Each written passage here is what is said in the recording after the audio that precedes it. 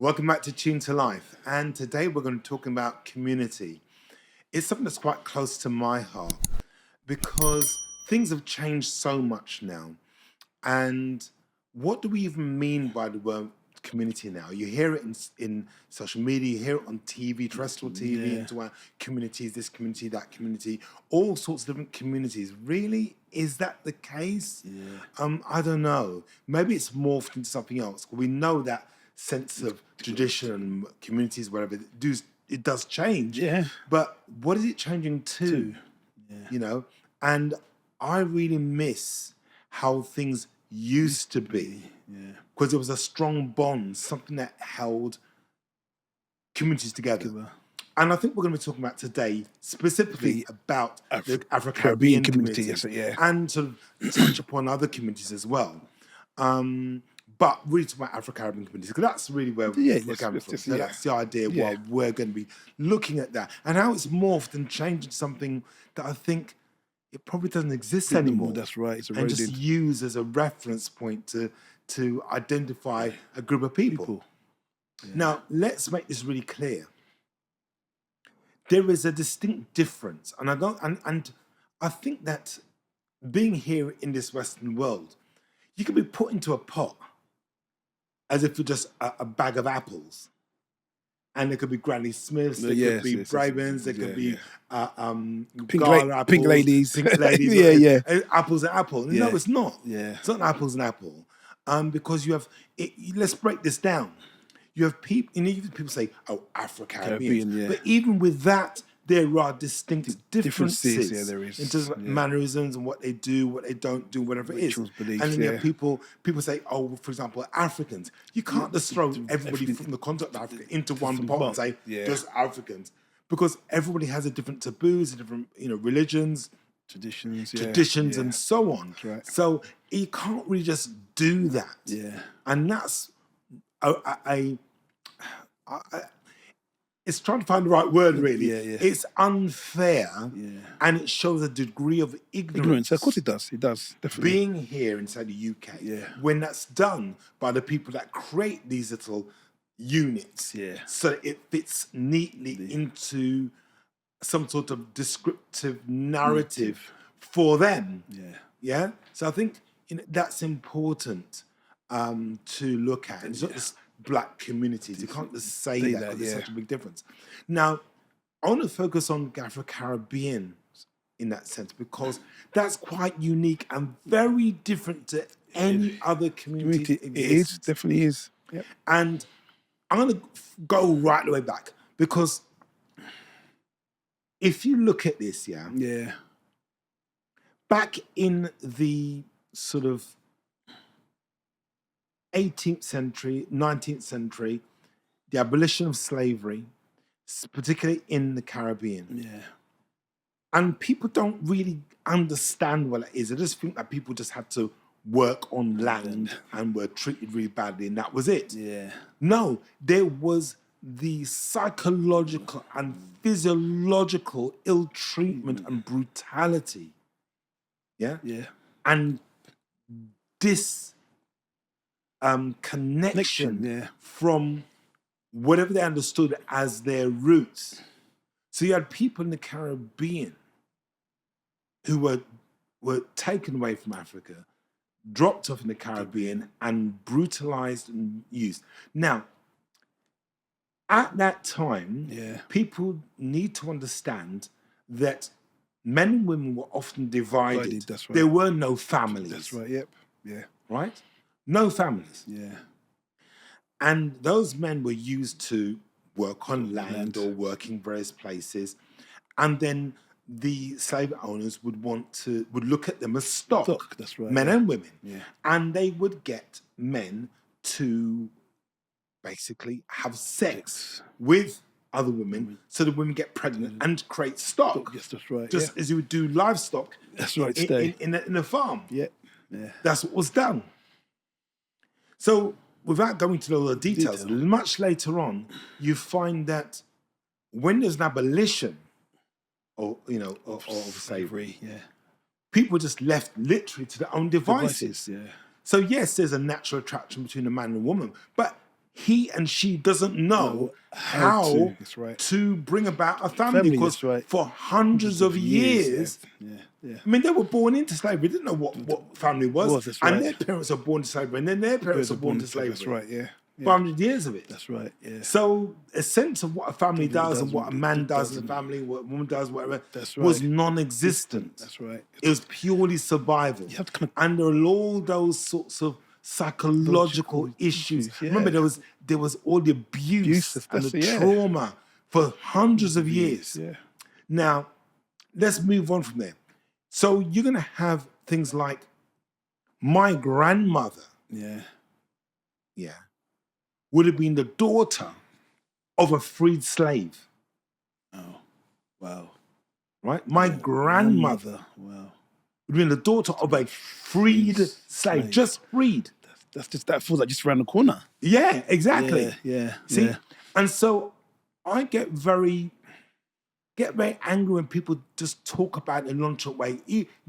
Doesn't matter whether they're black, because they don't even understand. They haven't done the homework to really research what's gone on. Yeah. And when other people of other nationalities, cultures talk about it as if it's no biggie. They don't really understand. That's right. And so when we have, and then people say, oh, well, that's a long time ago, and we need to do this. Hold on. Let's look at this, yeah?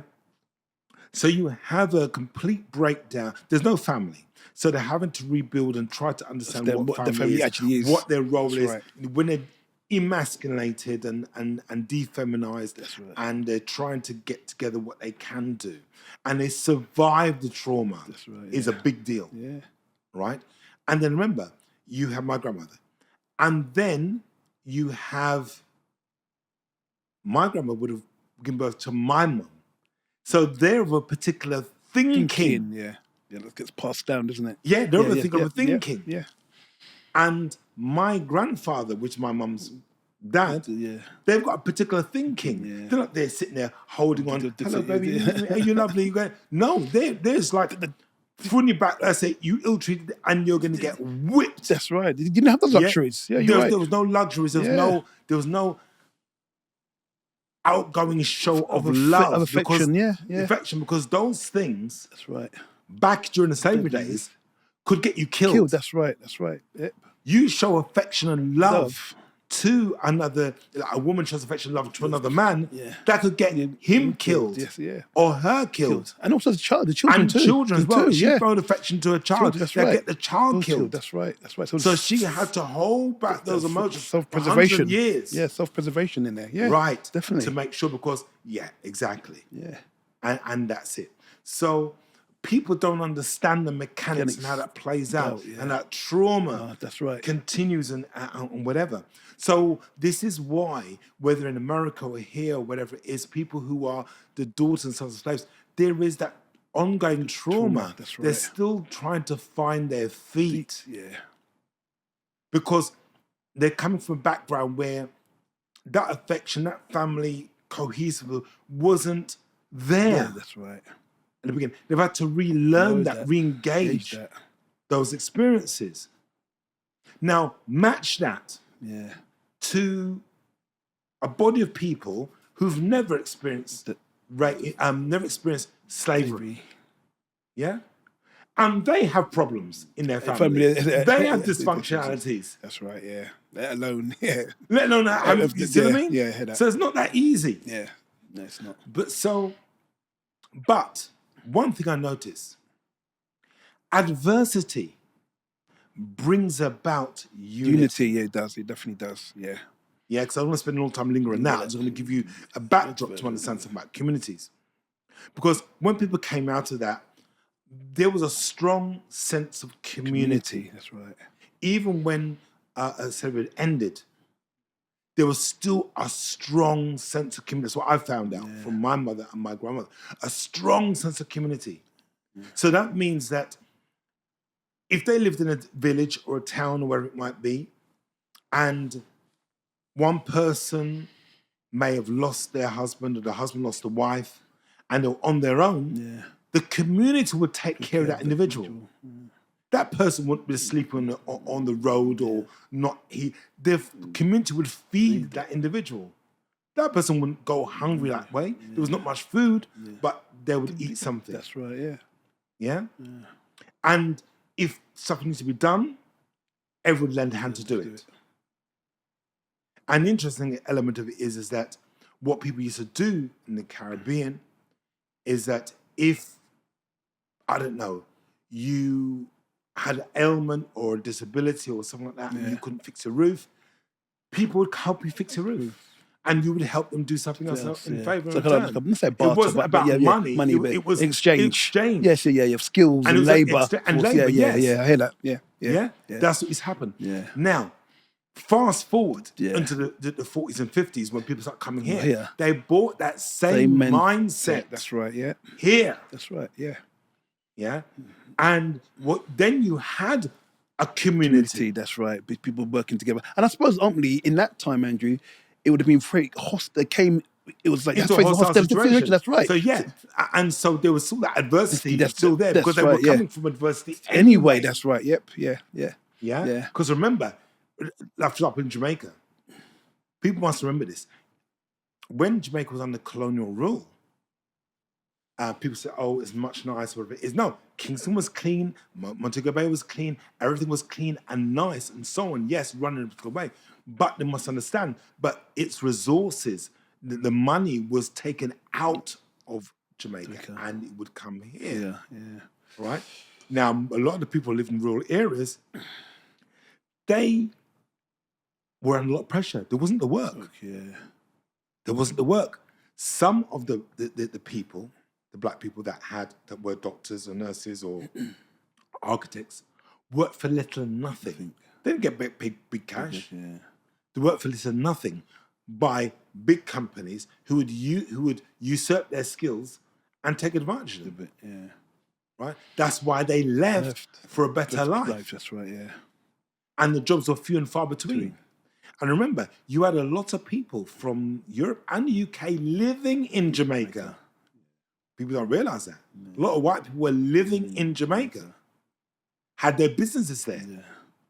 Yeah. So it was a whole lot more. So there was a complete segregation between the poor and the people and the wealthy.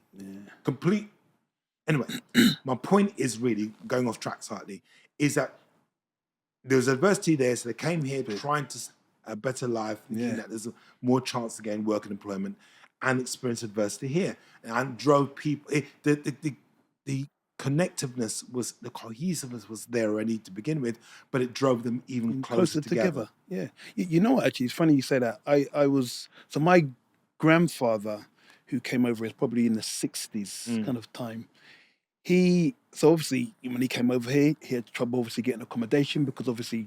That's how it was. That was what it was. Yeah, because we're going back to before you go into that story. Let's go to when they came in and faced adversity. What diversity is, got to say what the adversity was. For those people that don't understand the diversity, it wasn't just about the signs on the road were no blacks, no Irish, no dogs. That's it. That's right. Yeah, and that's what it was. Yeah, but this was the one of the biggest things that black people experienced. Yeah. And I've got to make it clear before you go into that, because it's a really important point. You hear that, it was difficult, but hold on. There were a number of people a mixed bag of fruit of Caribbean people came to this country. Yes, right, yeah. Some weren't able to go to school, even when they were in the Caribbean. They didn't really, some weren't great at reading, weren't academically framed. Some were. Yeah. Some were very academically minded. Yeah. And did well in school and went on to college or whatever it is and had qualifications when they came here. So, yeah. Some were architects. Yeah. Some were pilots. Some were doctors. Some were already nurses. Many were teachers already from the Caribbean. Yeah, hear you. Yeah. All right? From all over the Caribbean, not just Jamaica, all over the Caribbean. That's right, so they came here qualified. Yeah. Now think about this. How messed up this is. Yeah. I'm not going to say. Right? The educational system was based on the system that was here already. Yeah. So I saw an exam paper that one of my relatives did in the Caribbean. Okay. back in the in the 50s, I think. Oh it wow. did. Okay. And it was Oxford paper. Wow. The same O level, Okay, levels. the O level that it did here, Yeah. they were doing over there. That's quite interesting. And passed Over there. and came Yeah, over here. with that same And you know qualification. what? They said, oh, it's not valid. Wow, that's crazy. It's not recognized. Your qualifications aren't recognized here. That's a madness. But then people would say, hold on, but it's the same qualification. I did the same exam. Yeah? So what do you think happened? What do you think happened? People don't talk about this. The educated ones that were here had to resit. It's terrible, man. Their exams. Pass again and get the O levels, but then couldn't get into the universities. That's kind of crazy. That is actually a madness. Couldn't get into it. None would take them. Wow. How did they get the? Hold on. What had happened? Listen, a lot left to go to America. Okay. From here and go to Canada. Wow. Yeah, and or go back to the Caribbean. Wow. Yeah, that's what happened. But people don't talk about that. Wow. A lot left to go to America. Yeah. Listen, just from my best. My mum was already a qualified nurse when she came here. Over, okay. And based on the British system. That's right. Yeah. They wouldn't accept her qualifications. Right? Yeah. And said, no, we can't accept you. So my mum had to then, she reapplied again and said she wants to be a nurse and didn't tell them she'd already qualified.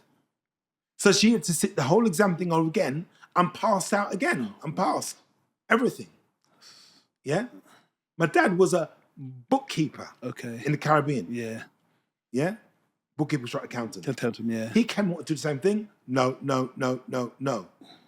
He did the course again. I remember the course he did. Okay.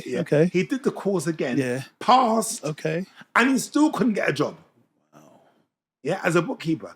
Wouldn't do it. So he left to go to America. Okay. Yeah, to try and see if he could do something out there. And if he got a job out there, then he would send for us and we'd all go over there. Okay, wow, okay. But fortunately, he didn't like it out there. So it was too violent and it was just too horrible. Oh, wow. So he came back here and then that was that.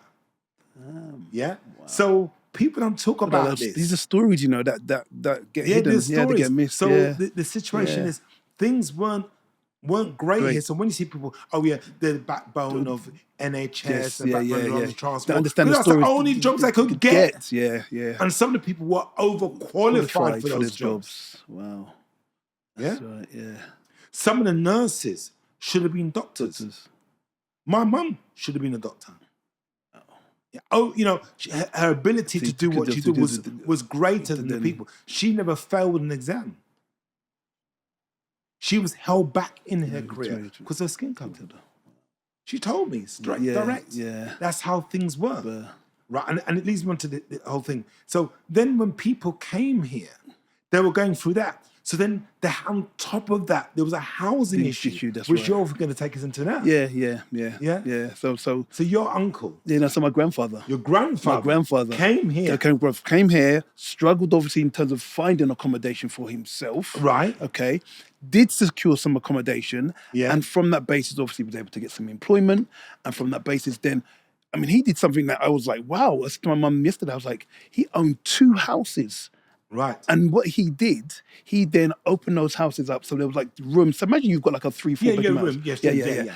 You'd have a family in one room. Yeah, that's how things were. You know what I mean? That's how things were. Because those families were coming over to the UK thinking that there was something and there was nowhere to live. So they were living rough. Yeah, definitely. And then they would spend the whole day looking for somewhere, and they would hear. That's why a lot end up in Brixton, Stockwell, in these kind of community, these hub places. Because there were people who had places there, and then at the and then they would be able to rent somewhere. Yeah. And I suppose ultimately that gave them the foothold because then they had their accommodation, 'Cause then no they could one get some work. No one would rent to them.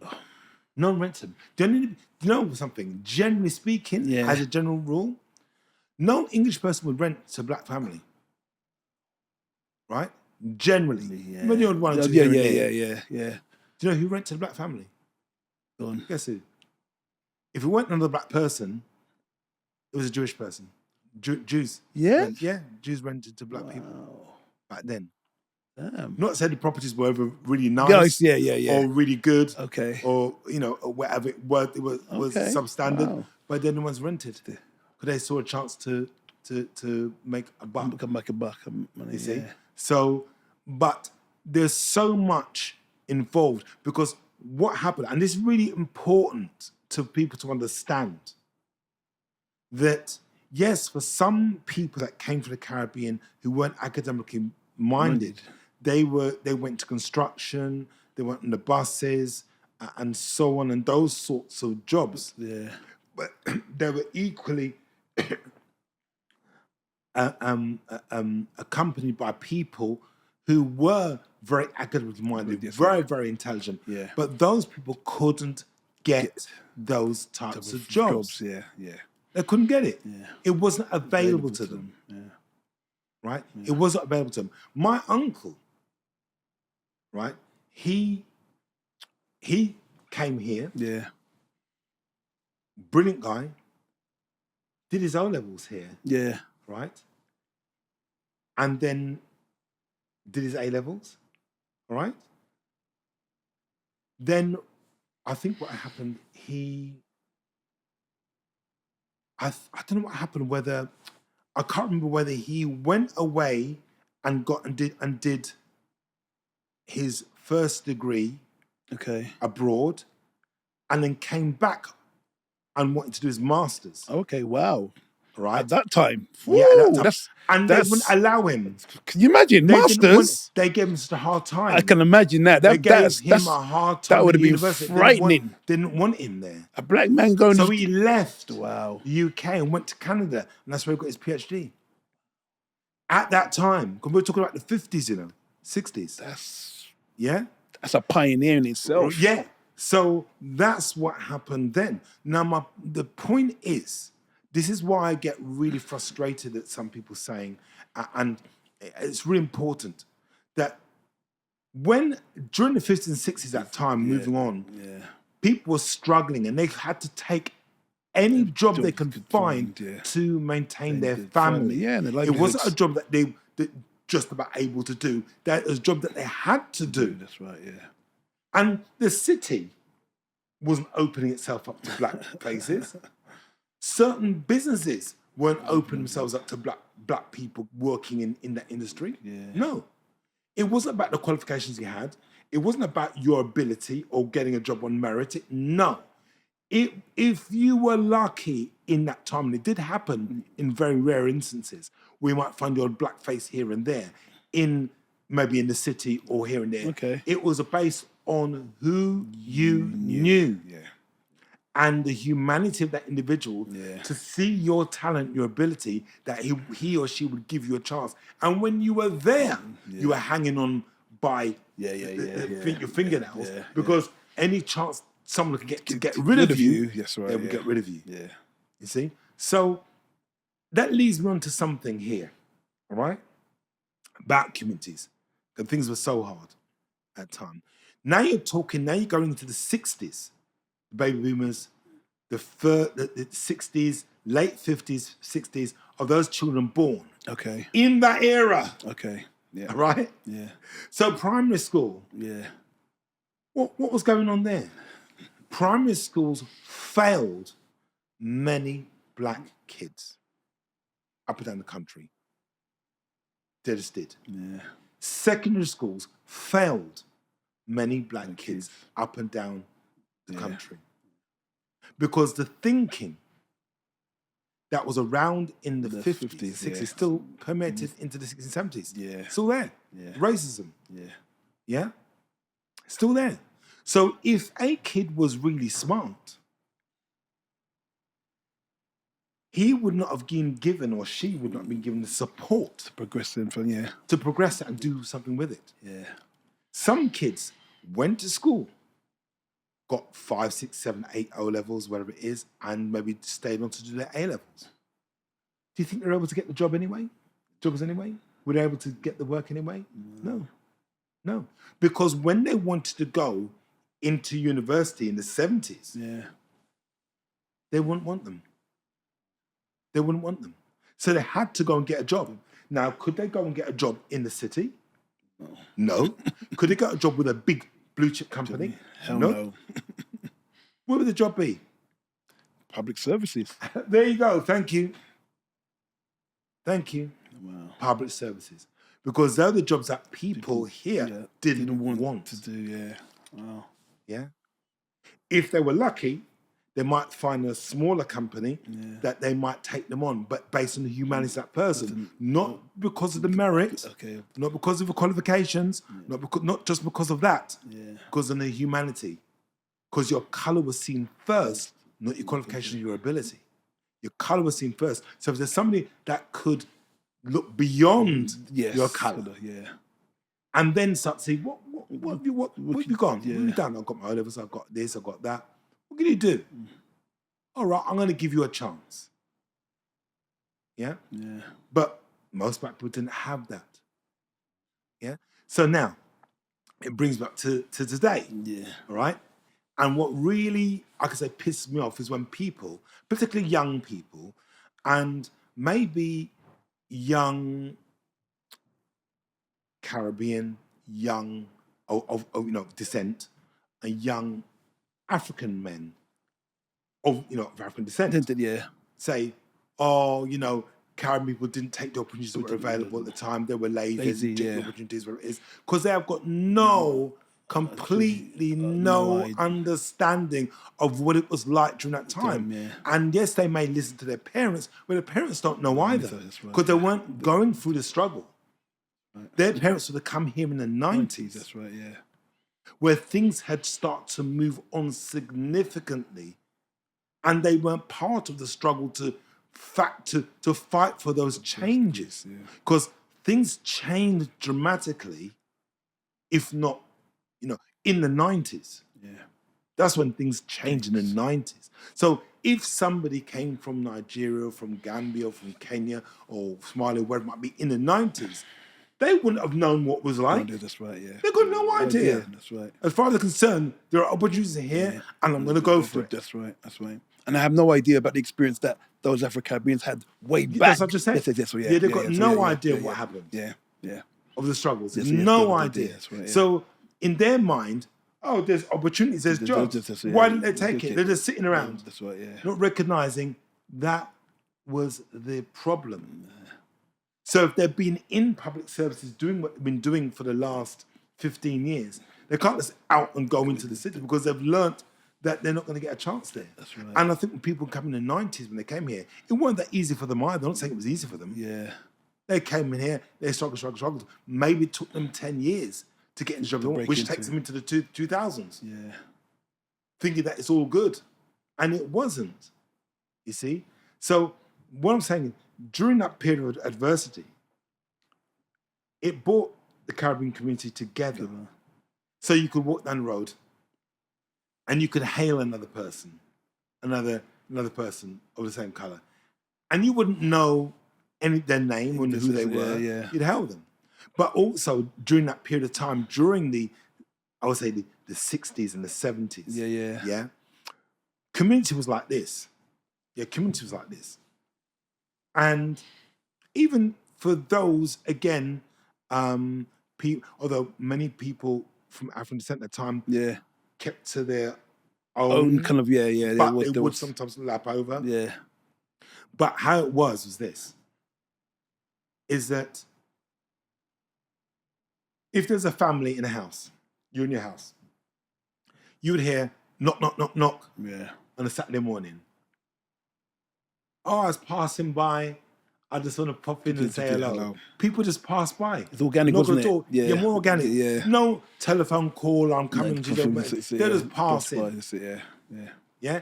And they'd be chatting and the kids would come over, you'd see your cousins or your friends That's or whatever right. it is, you would be playing downstairs and say, stop making noise. And that's how things used to be. People just pass round. That's right.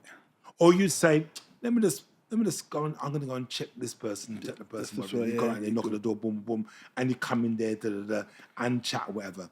And I remember this vividly. Sometimes you'd be there, and the guy would be saying, "Yeah, I have to go and fix up the windows, or I got to go and fix up this." And he's not a carpenter. That's right. But it could be your dad or Yes, somebody saying, I have to fix up this or that. And yeah, I know John. I know John. John can. He's good at fixing windows. Yeah. Ask him for me. Ask him for me. All right, and I will ask John. John comes round. Open up a bottle of rum or Yes, open up a yes, drink. yeah. Open up and he drink and chat. Yeah, I can fix the window for you. We come next Thursday. I'll come for you. Yeah, and you go. You'd see your dad or whoever it was go with John down to the timber yard. Yeah. Bring the timber back and whatever it is, and then he starts fixing the window, doing this, doing that. And at the end of it, the father would say, "Yeah, John, how much to fix the window? Don't worry about them. Just give me a little drink money." So he wouldn't even charge you for the work done. But what would happen is that John now, if he had a little problem, it was the opportunity now for your dad to do something for him. That's right. It's like to help him. A mutual kind of system. exchange, Yeah, a barter going on. exchange, Yeah, going on there. Yeah, definitely. And that's how it was. Yeah. Or sometimes it would be a situation like this. Like, say, for example, now, there could be somebody in the community, they're not great at writing. Yeah. So they would come to your mum and say, Miss Gladys. Yeah. Miss Gladys, can I help you write a letter? Yeah. And she'd sit down and who you want to write a letter to and say, no, you can't say that, you've got to say like this. Yeah. And she'd write letter for him. Yeah. Community. See, that's definitely. And then she would chase it up. Yeah. Or sometimes there'd be some issue at a school or this or that, and she'd running around helping him or doing. So what I'm saying is, the community would help people to do things, get things done. And the greatest one of it as well. Yeah. Remember, back in the day, banks weren't always our greatest friends. Right? They didn't really help us. Yeah. So there was partners. Partners, yes. Yeah. Yeah, that's what we had. So, and that was, if you don't know what that is, that was a system where somebody in the community, that's oftentimes you don't even know them. That's right. Yes, right. Either your parents knew them or somebody knew them. That's right. Yeah. And they would say, this partner's for £500. This partner's for £200. This partner, and if it was a long one, it'd be like for £2,000. Yeah, that's a long time. Yeah, and that would be like a year or 2 years. That's right. Yeah. And what you would do, he would come round and she would come round, whoever it is, every week. Yep. She'd go around to all these houses every week, picking up the money, picking up the money, dropping off money. Yeah, we have given a half a hand or a full hand, depending on what. The amount and it would write it down the book. To see, If you have, let's say you are a £200 partner. So you say, when you want to pick up, I'll pick up in week 10 or week 8. Yeah, that's it. I'll pick up in March because I need to do something. That's and you pick up your money there. And sometimes people say, well, I need the money quickly. So I want first draw. That's right. Or you can't have first draw because Margaret's going to have first draw. You can have second draw. All right, second draw, you need the money quickly. Yeah. And it's a great way of getting money interest free. That's right. Because what would happen, it would work out when you pay, and it's over this period of time, that the person to the partner, they would get a money at the end of it because they would pay one extra. That's right, yeah.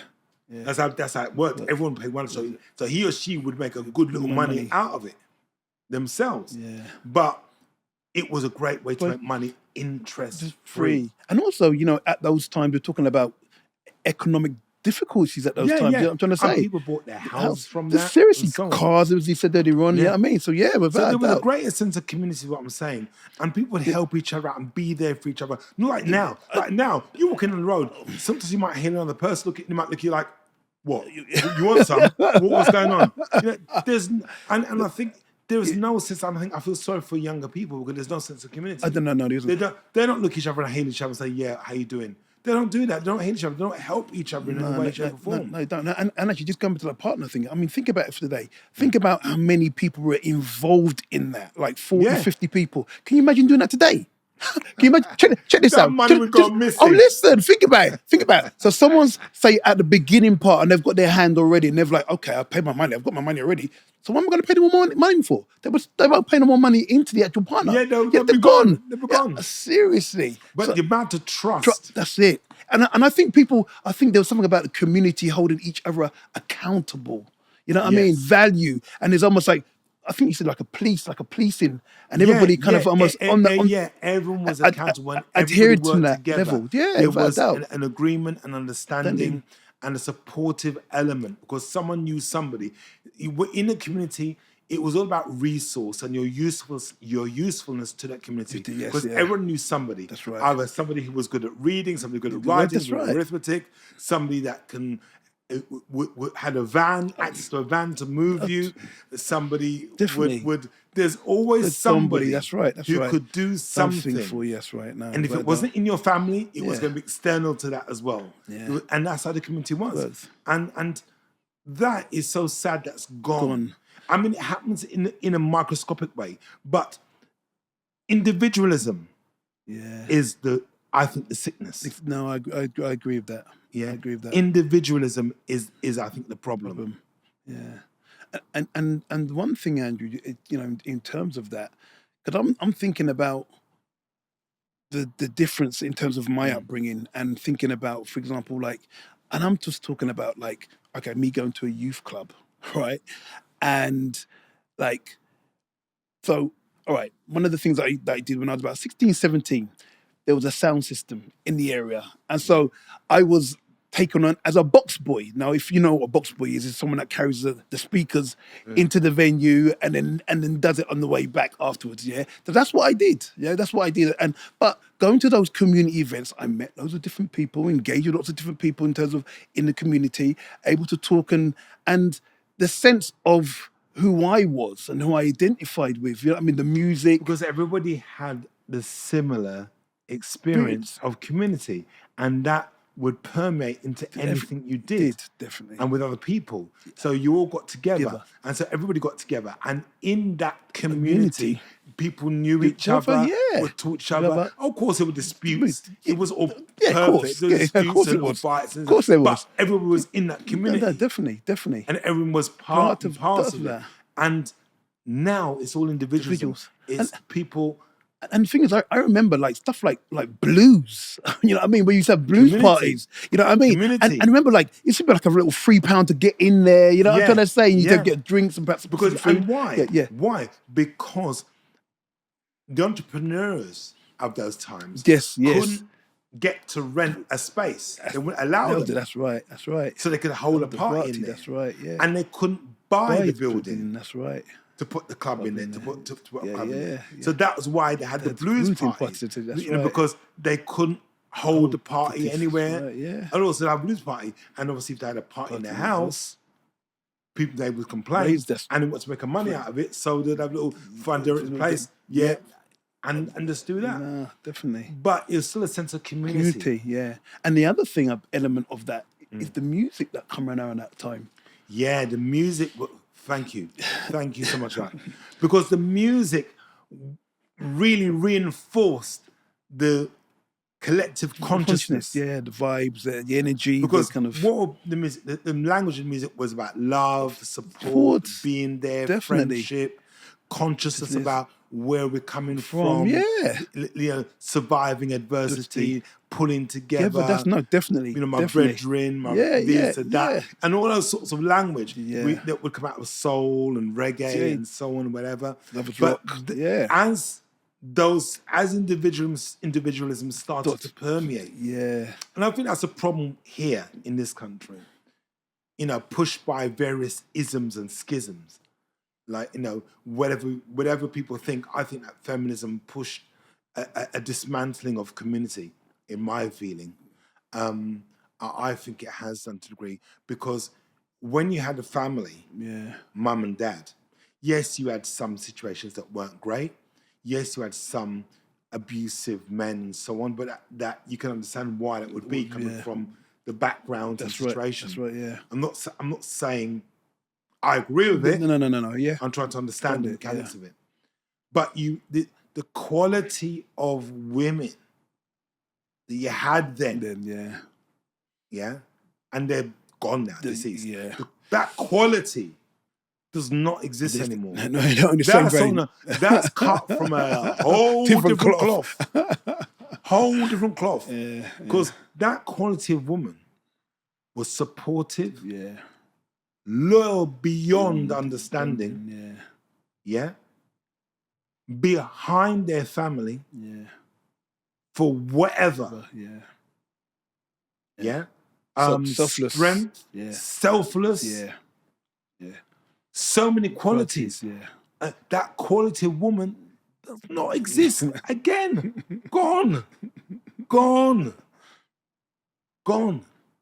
You know what? It's funny actually. No, let's stick on the point. Okay, let's stick on the point. I'm not going to take us away from that. But let's stick on the point, Frankie. Yeah. That's gone. Yeah. That is gone. So think about how it is now. Yeah. Well, I was going to reinforce that point. That's what I'm saying. Go on, do it. No. Because what I was going to say is so my situation. My mum and dad split up basically, and my mum showed a level of, she didn't pick any ills about my dad in terms of why they split and everything else like that. And nowadays, when we look at, for example, you know, there's obviously a lot of single parent families going on and stuff like that, but the experiences that I've seen of some women, when they break up, I'm not saying all women, some women, how they just really vilify the dads, and you think, hold on a sec here, why are you doing this? Because if you do this, then this has a massive impact on the relationship. And it starts to destroy and eat away, degrade the quality relationship that the father has with the son or the children. That's right. It's mad. And it's mad. But I think, you know, back then, in my humble opinion, this is my opinion, it may be agreed, but from what I've seen, is that women had a degree of strength, resilience.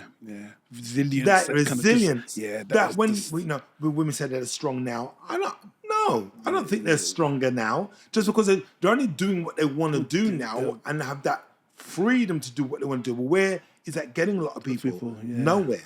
And the family dismantled. That's right. So in my humble opinion, and it's just a humble opinion, is that what I saw were strong women who were the backbone of the family. Right? And they were. And the men who were there to ensure that there's a roof over their heads. That's right, yeah. And maintain that roof over their head. And they had a duty, a moral sense of duty, the men. They had a moral sense of duty. Yeah? Whether it was raining, sunny, sleet, snow, they'll be out and getting things done. That's right, And it's like the mums were there, cooking, cleaning, with the glue. looking after the children, doing stuff, you know, and the guy would come home and in those days what happened some of the times is that the man would come back and give the woman half his money. He said that, yeah. Even if she had to work sometimes. That's right, half the money, and she would pay the bills and make this and save some. And put that money in partner. But they worked together as a unit. That's right. Even since it might be slightly dysfunctional, but they worked together as a unit. That's right, yeah. And to make sure there was food on the table for those children and whatever. And, you know, that is something that's degrading now. It's falling apart now. And I don't see that really happening anymore because people are too into what they want for themselves. It's much more selfish now. And I think that this individualism is it's like a cancer.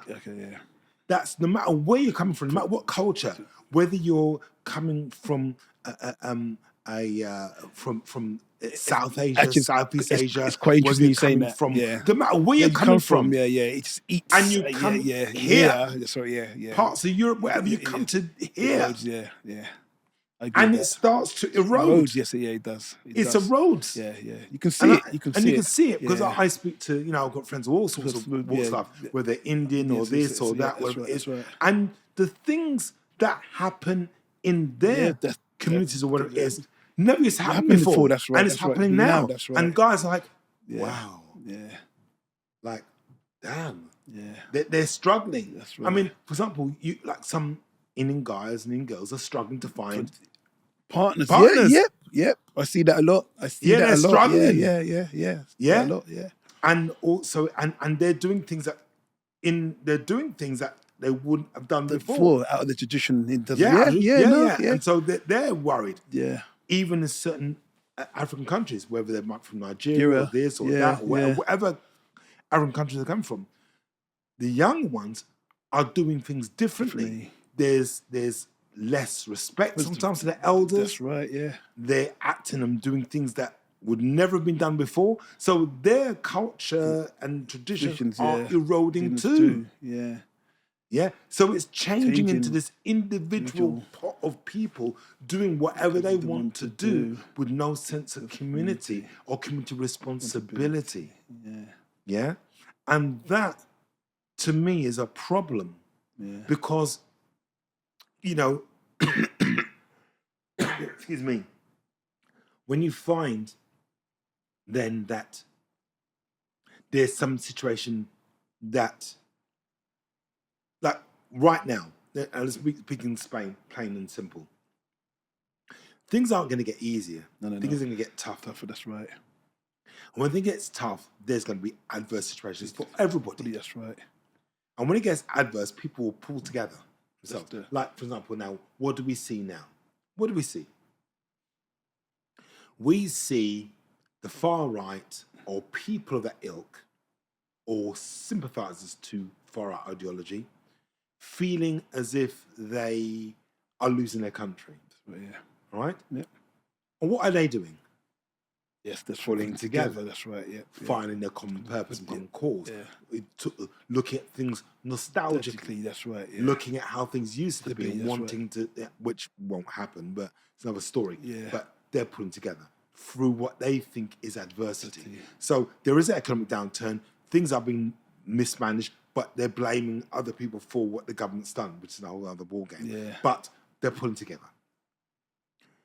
So again, you find there's a reaction to some extent from people of Muslim background.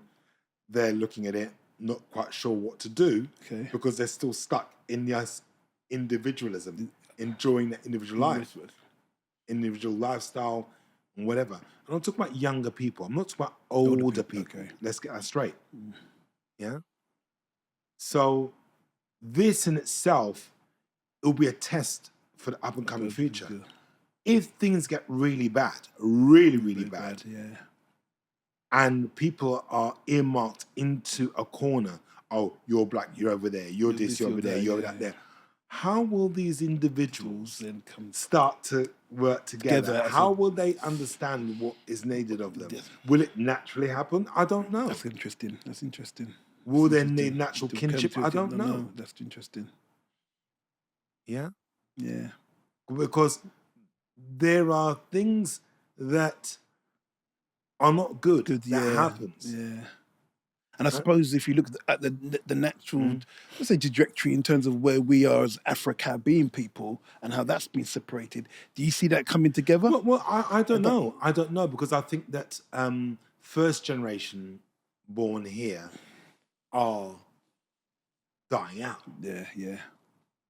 And that's the legacy. That's what the legacy is. Yeah, legacy. And that story hasn't been told. And maybe we need to tell that story at some point.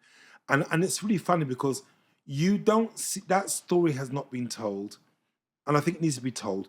All you see is the 1980 rise, 1981 rise. That's all you see. That's the only legacy there is. And sound systems. Is that it? Is that all we were? The sound systems and riots. There was so much more to us. There is. So much more, and that story has not been told. And it needs to be told so that the younger generation can understand what we went through. That it wasn't that we just missed opportunities, we're too lazy to do anything about it. They need to understand that there were brick walls, not glass ceilings, brick walls and a brick ceiling that there was no way we were going to break through at that time. That's right, At that time. It wasn't, a black man couldn't just go into university during during the 70s. Could just go to university. And if you did get into university in the 80s, it was difficult. Because the same issues that occurred in the early 80s were still there. were still there. Yeah, that's right. In education. Yeah. Yeah, it's still there. And if you got your degree and you want to go out to the city, you think jobs are being thrown at you? Yeah, that's right. That's right. So you still had another hurdle or a couple of hurdles to get through, yeah? Yeah. If they were possible, yeah. Definitely. If your name was Olayinka or Babatunde or whatever it is, you think you just walk into a job in the early 80s? No. Your name alone was going to create a problem. Yeah. Yeah? And if not, your visual... Listen, I remember this. When people understand. Yeah, met people understand something about how things were. I remember filling out an application form, my qualifications, filling out an application form, whatever it is. And in those days, you had to call. There was no internet. Yeah, so you confirm that. Hello, I'm just interested in the job, whatever it is.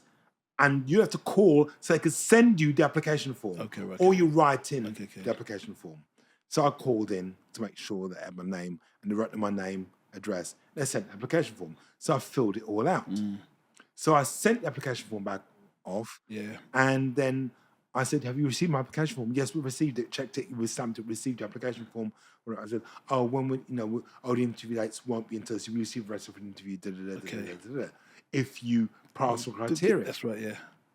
So I remember this, never forget this. I received a letter back saying that, yeah, I've been successful to get an interview. Okay. And blah, blah, blah, blah. But the date clashed with another interview. Okay, right, okay. Right? So for a good job.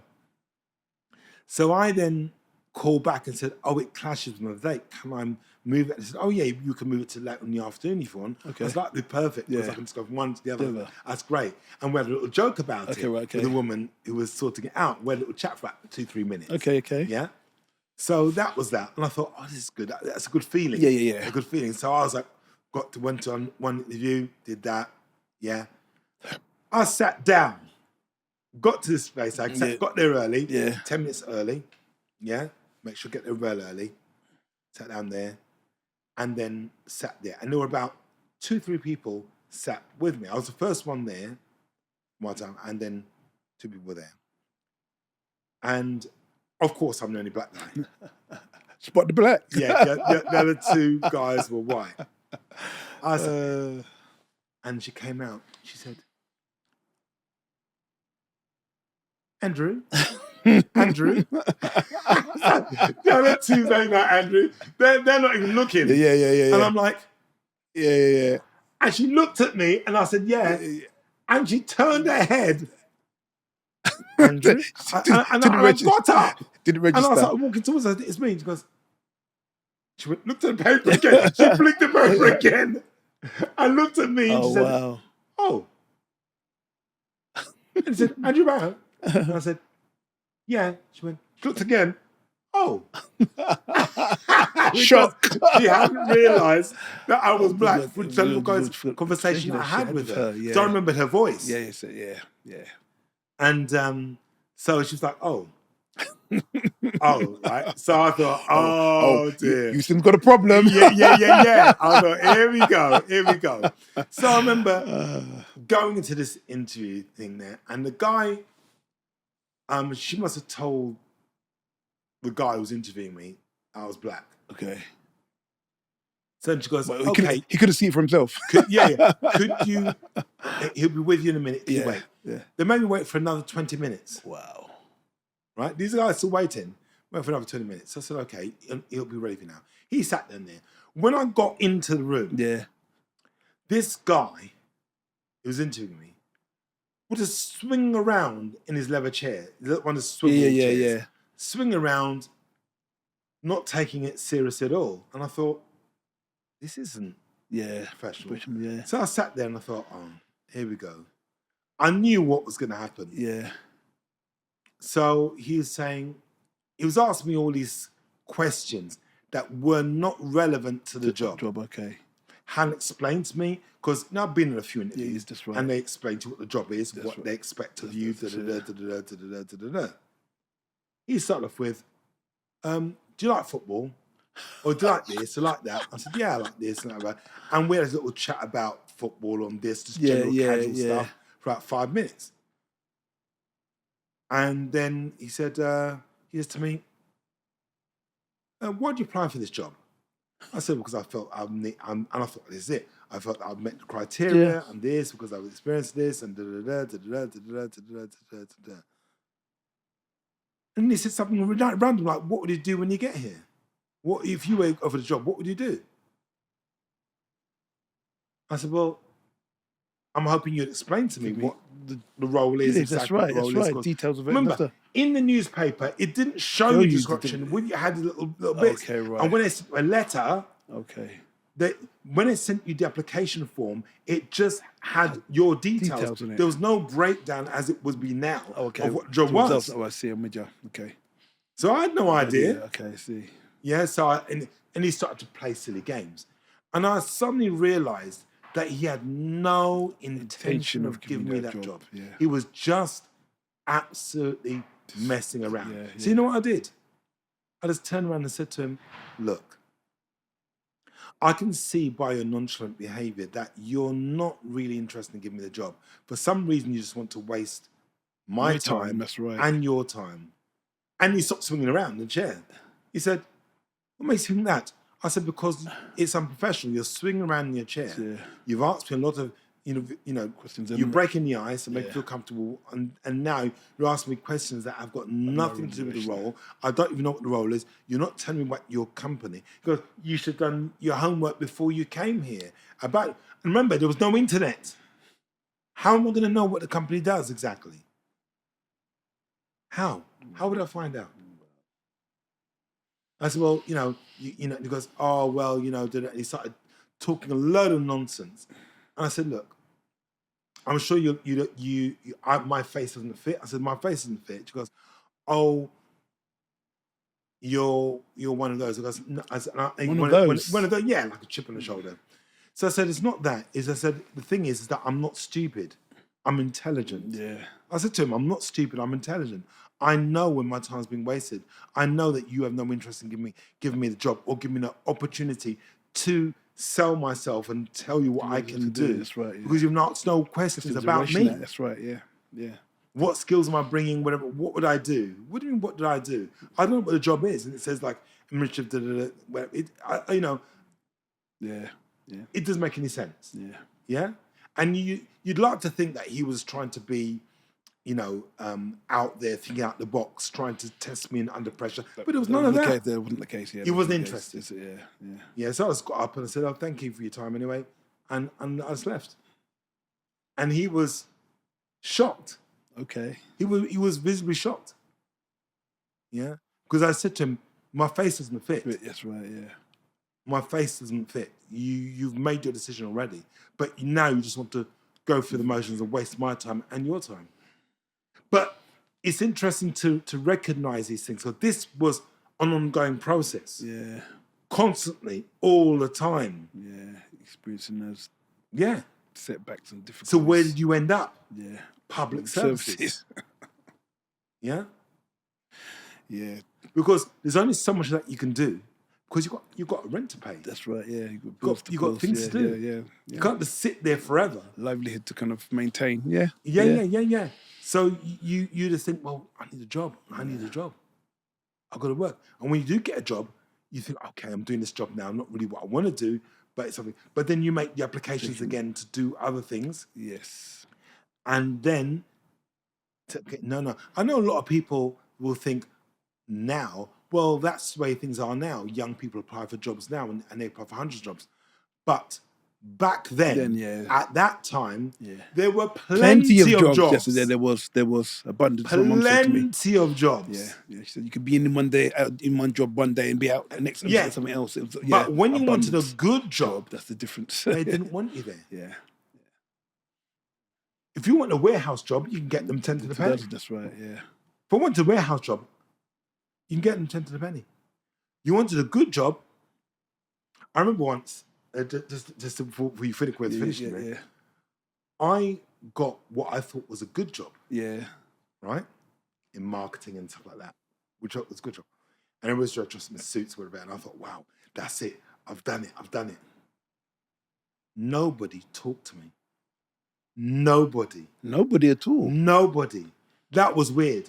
Went for the interview. Yeah. Okay. Fine. I thought, wow, I've cracked it. I've done it. Wow. I've done it. And I was in the city, in the St. Princess City, near Clerkenwell. And I thought, wow, I've done it. I'm there. And I remember I was celebrating. What type of job was it? It was working in administration and so on. Okay. But then to move on to become a marketing assistant. Wow, And okay. so I thought, oh, it's great, I'm gonna be somebody, a chance. Yeah. And you're so excited. So you come in early. Yes. I remember the first day I turned up for the first day job. The place opened at 9, and I got there at like 8:15, and it wasn't even open. Oh wow. I had to walk around the street until it opened. I was so excited. Wow. And I got in, and I said, yeah, I'm just starting the job, and who do I report to? Oh, you let's say it's Malcolm. Yeah. I can't remember the guy's name. Malcolm. So went there. Malcolm went in for 2-3 days. Oh. So I said to somebody, I'm here to report to Malcolm. Oh, Malcolm's on annual leave. He went back until this day. Didn't they put you anybody else? No. I just came in there every day, sat there from 9 till 5 and left. Nothing. Nobody showed me anything. No, Seriously? Nothing. Oh, so Malcolm came in. I said, oh, I've been here. I'm, ready to, can you show me what to do? He goes, oh yeah, I'll be with you in a minute. Just take a seat. Never came to me. Wow. So I went up to him again. I'm really busy. I can't talk now. I went back 2 hours later. I'm really busy. Can't talk now. Oh my days. No one showed me. So I was there probably in the job for about 2 months, 3 months. And nobody, when I said nobody, crazy, talked to me. Nobody. Wow. No one showed me what I should be doing. So I said, what do you want to do? Because I'm with him it. And every week I was going to say, what do you want to do? So crazy. he may say, okay, can you just check that for me? I'll check it for you. And that was it. So I thought, that's another level. Yeah, no one talked. And when lunchtime, people would get up and just go off together in the this person would go there. And it just left me just walk around. Wow. Sometimes I wondered in my mind, should I just go? Go, yeah. The other side of me said, no, maybe it's a test. Yeah. Just keep going, keep going, show your persistence. Yes, so I went back in there, no one said anything. Wow. And there were people there, and I would try to, and then what I did, I tried to engage with them. Yes, yeah. So I talked about it, and whether it was people that go, smile, yeah, hi. And that was it. Wow. And I said, well, do you have a good weekend? Yeah. It's good. Yeah, it's right, thank you. Wouldn't ask how your weekend was. Good, thank you, and then walk off. Wow. Some of the guys, they say, oh, Dave, my name's Andrew. How you doing? Yeah, I'm good. Thanks. Yeah, cheers. Walk off. Damn. And they knew what they were doing. Yeah, it's like a code of conduct. They were making sure they did not engage with me at all. Wow. Yeah. So who are the people that give you the job then? Listen, I was interviewed by somebody. Yeah. And they said, yeah. Wow. Because I came from enthusiastically, had the qualifications and so on, whatever it is. And I said, yeah, fine. You start to say, clearly a disconnect from there to actually what's going on. The game job, I never saw them. Oh wow, okay. Wow. Yeah. I went to one office for the interview. Yeah. There's something you're going to work in this place, yeah. building. Yeah. And no one there wanted me. That was crazy. Nobody. So I could have sat there for months. Seriously, getting a wage, but do nothing. Oh my days! You see the psychological effect that has on you. Yeah, of course it does. As a young guy. Yeah, without a doubt. Yeah, because they didn't want you there. Yeah, that's right. So therefore, next time you're like, well, do I really want to put myself out there beyond my comfort zones? But actually, that's where I need to grow. That's where I need to develop. But actually, really, in essence, am I going to be accepted? Am I going to be welcome? That door going to be open for me? Yeah, I didn't expect people to be running like, no. Yeah. But you put yourself out. Yeah, of course. To talk to people. and everyone's blanking you. Wow. Everybody. And not like as though I said it 2 weeks, 3 months, nearly 3 months. Crazy. Every day. That's ridiculous. Every day. That's ridiculous. And you go, and to a point you go, morning, morning. I walk in, morning. So like one person walks in before me. Morning, yeah, morning, yeah, morning, morning. I walk in, morning. Silence. It's deafening, man. That's crazy. Well, but leaving. Good night, everyone. Yeah, good night, them. I leave. Good night.